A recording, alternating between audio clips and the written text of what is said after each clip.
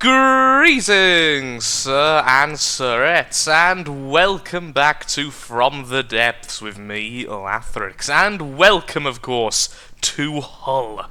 Now with a few little upgrades, yes indeed. I was a little bit busy last night, I was a little bit tired, a little bit under the weather, and I thought I would do a little bit of building. So, what have we done? Well, we now have a very tiny airstrip on the top of the vehicle for a single fighter, which I'm going to convert into the first ever Blight bomber. We have actually blocked off this area, which is a bit of a shame. However, we're going to be renovating this. The original idea was to have two flyers come out. However, I'm either going to have a Blight bomber underneath here and knock out this little wall section, or have this converted into opening doors from the back or the side to allow submarines out. So we have different kinds of vehicle at all times with the hull. Of course, I don't really want to go too much over the top because once again, although hull's quite expensive, eventually I want it to be quite a common sight in our navy, particularly against the enemies after the white flyers, because, well, just look how fast we're getting resource. 500 to 800,000 metal doesn't actually take that long to get, so having 2 to 3 of these things in a fleet wouldn't be too difficult. So, what are we doing today, though? So, yep, like I said, we're going to be converting the Serpent here into a Blight bomber, the very first of its kind. I'm still fighting between torpedoes and mines. I'm thinking currently we probably go with torpedoes because they're a lot easier to sort out, although I am tempted to do both, possibly have a couple of mines on the back wing and have maybe 6 in total torpedoes, so we're kind of balancing it out. Of course, this will mean it will have absolutely no anti-air capabilities at all, meaning that the Blight bomber must always be escorted by something, which is, of course, what I actually like. I like the concept. So, I've added a few anti-missile laser systems. I've tested them out in the sandbox and they do okay. I still need to add more. We are still yet to add the command bridge, and that's pretty much that. And also just a bit of prettying up and a bit of armouring up along with making it so it doesn't tip anymore. It is still, of course, back heavy, as you can see, because the front section still is incomplete. There's a lot to do on the ship, and I'm really enjoying having something to work on. Making it pretty comes soon. So, what are we doing right now? Well, first of all, the silly mouse issue is still here. I've read a few forums, and apparently it's going to be fixed soon, completely in a hotfix. Hurrah, huzzah, and yay. So, I think it's time to work on the Blight bomber. So that's actually one of the great things of holding it here. I have already set up the command blocks and AI, so this ship will be released upon an enemy being spotted, and it will be dragged back to here upon the enemy being defeated. We're not currently using a sub-vehicle spawner, as I prefer it to be a separate entity, just for a few reasons. When it's only one, I prefer it to be 2 separate entities. When there's three or four, I tend to prefer a mothership, but when there's only one, there's no real point in it, in my opinion. So, Blight, let's effect you then. So, like I say, we're going to remove a couple of the missile pieces straight away, because I don't want them anymore, and these will become torpedoes. They can stay where they are because I aim to fire them forwards, or we could have them to face down instead. We could have 2 on the outside and both. Actually, that wouldn't be a terrible idea.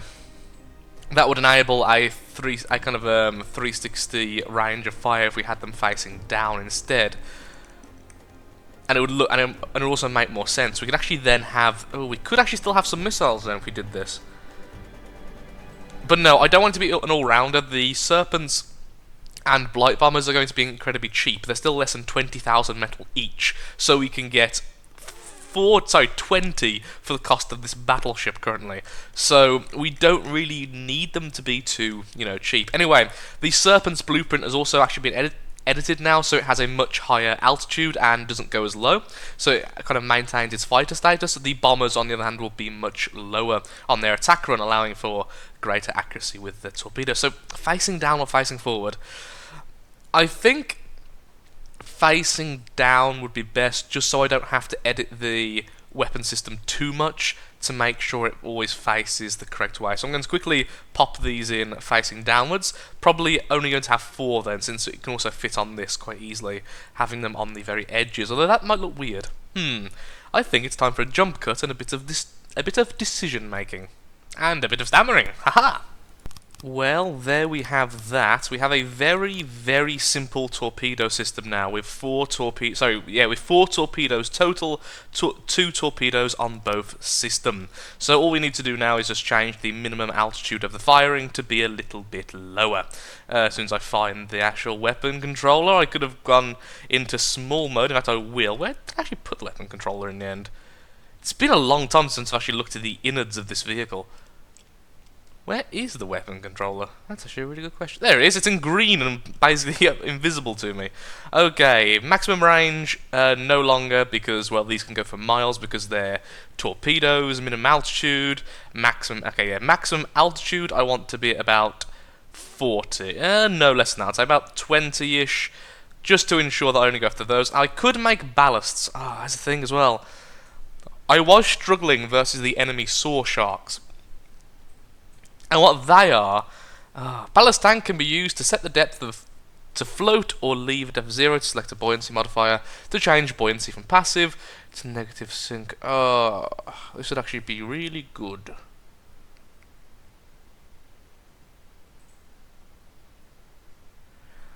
Having ballast tanks and stuff, you see, you can make it so that you can very happily attack submarines, which would actually be fantastic. I mean, they can do it anyway if they're close enough, but things like ballasts and such just make it a lot easier.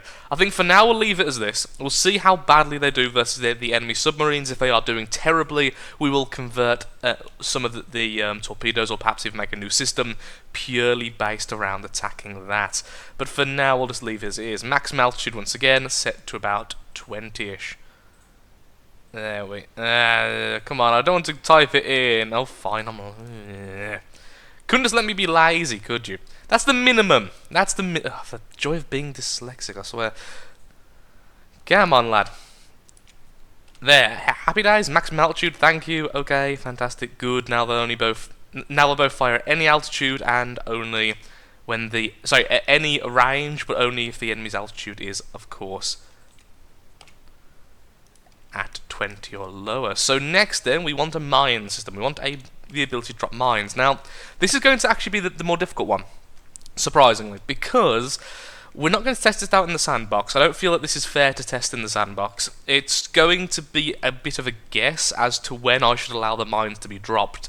We're probably going to do something similar to the Scythe and have a miner carpet bomb, but because there's going to be so few missiles, so few mines, probably around about 6 or 7 per weapon, probably going to have 2 weapons, it's going to be a lot more concentrated. The Scythe struggles because it drops it for such a long time. It drops it for like 20 seconds plus.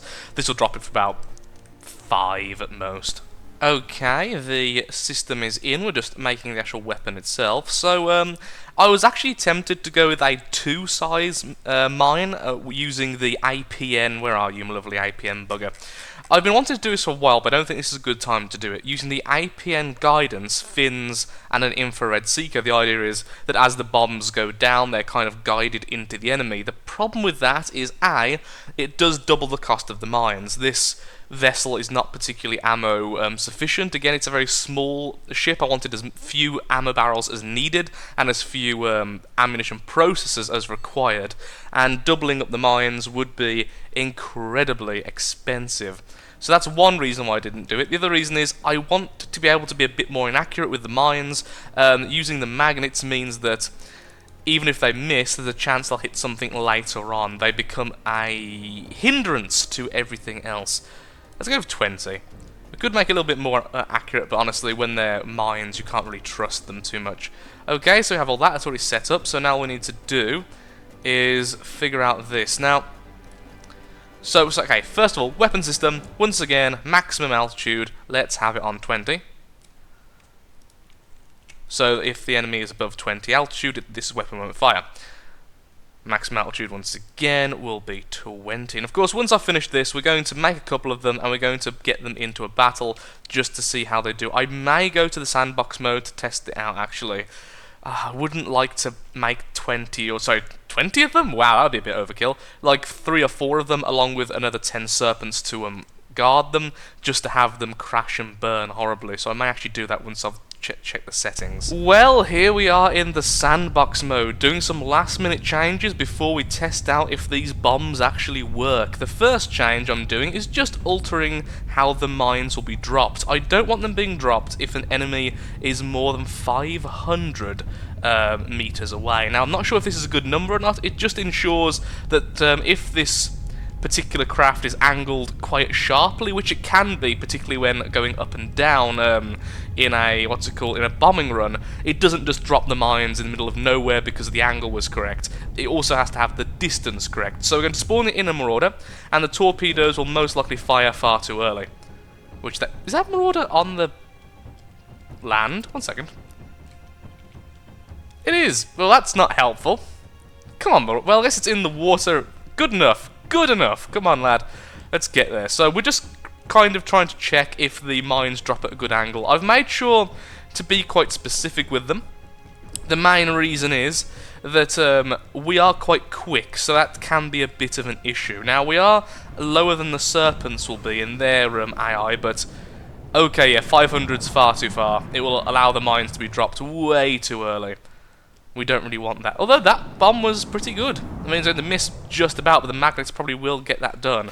So 500 is too much, simply put. I really thought it would be, but I thought we'd start. So currently, we're this far away from him. I would say about this far is about right, so that's a little bit higher than that. Let's go about 250 then. Yeah, let's go... Fine, and 252. No, 250, there we are. Let's do the same with the other. Maximum range to engage, and 250. Just dropped everything at once, but there we are. Okay, there we go. I've also made it so the bombing run on the Blight bombers it gets much closer to the enemy, so it gets right above them before turning away, but it also turns away further, so it goes further distance before turning in. A bit of a build episode today, I'm afraid, but next time we will be, of course, testing this thing out in practice and actually fighting with it properly. Okay, watching for mines this time. Drop them now, please. Did that even drop? No, okay, so 250 is too close. Okay, well, we're getting there now. Let's keep messing around with it, eventually we'll actually figure it out. So, 350 then. So 500 is too far away, 250 is too close. Let's go for intermediate, in this case, 350. That was actually perfect. Yeah, that went right next to them, so yeah, 350 seems to be a good... It seems to be a reasonable thing. Now, I can't really be too accurate with this purely because of the type of craft we have. Although it does look like a normal plane with wings, it is essentially a thruster craft. It doesn't have wings to make it stable, which means that its flight is extremely erratic in its movement, meaning that angled controls are incredibly difficult. However, that was next to perfect. Dropping it a little bit earlier would have been better, but honestly that's absolutely fine, because once these magnets turn on, they're all going to, with no exception, going to hit the target. So now we can focus on the harpoons, on the torpedoes themselves. So these are being dropped at the wrong angle, so did the one turn work? Yes, it did. So the torpedoes seem to be working absolutely fine as well. We've actually got quite a bit of spare ammo, I've noticed. I was a little bit worried that we might be running out of ammo because of the mines, but honestly... we could probably make more weapons, perhaps more torpedoes, perhaps more mines. I think torpedoes would be the better option, as they're certainly the more stable, the more reliable of the two. I like how we're just dropping these onto the land because, well, I haven't made it specifically against firing on the land, because why not, eh? Okay, so in high numbers, of course, which has always been how we use these, I think this is going to be absolutely fine. A little bit more tweaking with the mines, I think. Firing a bit earlier, but that's more of an angle issue, I think, than anything else. So I'm going to watch it a little bit longer, then I'll decide on some more minor changes. There we have it. After a little bit more testing in the sandbox mode, I now have the settings I quite like. So we're going to be saving this constructible over the other Blight bomber, and now we have the bombing variant of our simple little jet. So I'm going to go ahead and make probably 3 of these, and maybe 4 or 5 of the Serpents, and we'll be expanding our territory into the horizons. I will continue to work on this battleship off camera. It's becoming a bit of a labour of love now.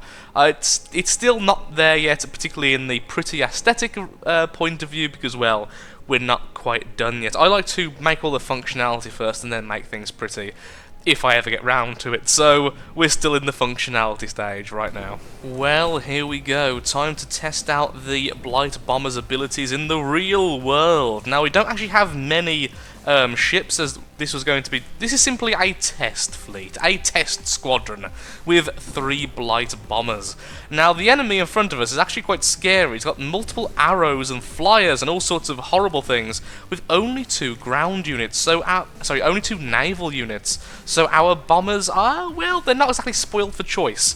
I have went along and made every Blight Bomber have different stats so that their altitudes are different. They will not, they should not, at least, ram into each other. So here we go, though, regardless.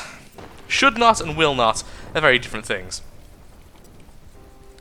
So a lot of missiles straight away released by the enemies, that's why I'm quite scared. Oh, look at that. The enemy arrows are going to cripple us. Although one of them did take crippling damage as well. I want to focus mostly on the Blight Bombers. So here's the big issue.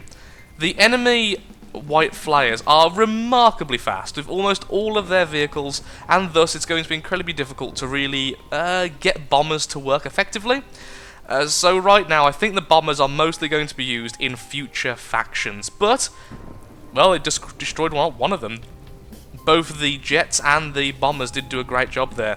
The Serpents have been edited as well, so they should prioritise flying units over ground, over naval. Oh, there we go, torpedo's been released. Let's see how they do. A scathing shot there, but a fair bit of damage done actually. All the armour had been stripped from the side. So focusing on the torpedoes here, not on the actual battle, because I'm not overly... so even these are too fast. What I think I need to do is change the torpedoes to be double propeller. I think that'd be the best idea. Quick look. Oh, yeah, we're not doing it overly well, but not doing as bad as I thought though. So, yay for the Blight and the Serpents. So I'd like to focus on one of the bombers again. So here's one of the bombers I'm currently in. Yeah, it's not very much for them to do. Once the enemy are downed, the ground units, the naval units, which were taken out pretty early, there's not much for them to do. Thankfully, the torpedoes will, of course, only go for targets that are in the water. So those will be, yep, going back on themselves towards this naval unit. So it seems like the Serpents do prioritise flying units, but only when they're in range. If they're not in range, they will happily change target for a waterborne enemy. Come on, torpedoes, I believe in you. No, yeah, we really need to work on those torpedoes. So lesson learned there. Torpedoes, so see, against much larger targets, they're going to be absolutely fine. Much larger, slower targets, these are going to be actually quite good. Against such quick oh, AI dead. Is that one of ours or one of the enemies? I think it's one of the enemies, okay. That was very hard to actually keep up what was going on with so much happening. So, overall assessments right now is that against the White Flyers, I think very heavy Serpent fighters will be, Serpent interceptors in our numbers will be better, but later on, against things like the Onyx Watch and such, I think the bombers will do a lot better, because the mines are very effective. You have to bear in mind that each mine is as powerful as a missile, and they drop 6 at a time, and that can be increased. In fact, I'm almost certain after this I will increase that to possibly 8 mines. So they will be better, just against certain enemies. That's why we have to have the mix of the two. But still, there we are. Still a very sound victory, regardless. Little mini balloons there being released. It must have just been low enough to release them, and it got straight back up to its regular height. On the upside as well, though, nothing crashed into each other, at least not what I saw, so that was good. Okay, pull all, and they were automatically repairing each other, so there we go, we've just knocked out another one of the enemy. We do need to start making satellites, so I'll probably do that off camera because we've done far too much building already, and I'll be working more on the hull. I'm sorry this was a bit of an uneventful and shorter episode. Some people love building in kind of like theory, some people don't, I understand, but this is a game which is 20% rather, it's only like 10% actually combat, and the rest is building, designing, and just general theory. It's just one of those games, so I hope you've enjoyed it regardless, and of course if you have, then likes, favourites, shares, comments, all that good stuff helps out me helps out the channel, and most importantly, shows that From the Depths is a series you wish to see continued in the future. Next time, it'll be a lot of battling, I promise.